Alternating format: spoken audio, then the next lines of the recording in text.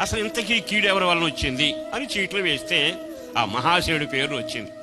ఆ మహాశయుడిని అడిగితే నేను వెళ్ళవలసింది నినివేకి, కానీ వెళుతున్నది ఎక్కడికో తెలుసా? తర్షీషుకి. మీ అందరికీ ముప్పు కారణం నేనే. విన్నారన్న మాట?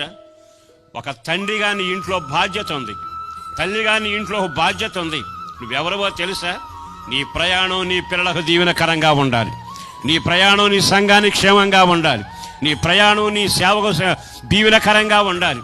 నిన్ను బట్టే తుఫాను వస్తే, నిన్ను బట్టి ఇంటికి శాపం వస్తే, నిన్ను బట్టి ఆ ఇంటికి రోగాలు వస్తే, నిన్ను బట్టే కన్నీళ్ళు వస్తే మనం ఏమనుకుంటాం తెలుసా? ఆడెవడో ఎదురొచ్చాడు, నాకు రోజు కలిసి రారా, వాస్తు ఏదో తేడా వచ్చింది, గుమ్మం ఇటు పెట్టాం, నాకు తేడా వచ్చింది. గుమ్మంలో లేదు, నువ్వు వెళ్ళే మార్గం ఉందే, నువ్వు అడిచే నడత ఉందే, నీ నడత మంచిదేనా?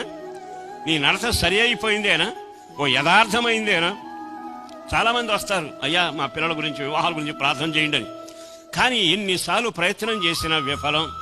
నేను ఎందుకు ఈ మాట చెబుతున్నాను అంటే, మన ఆత్మీయ జీవితంలో తండ్రిగా నీ నడక తిన్నగా ఉండాలిగా.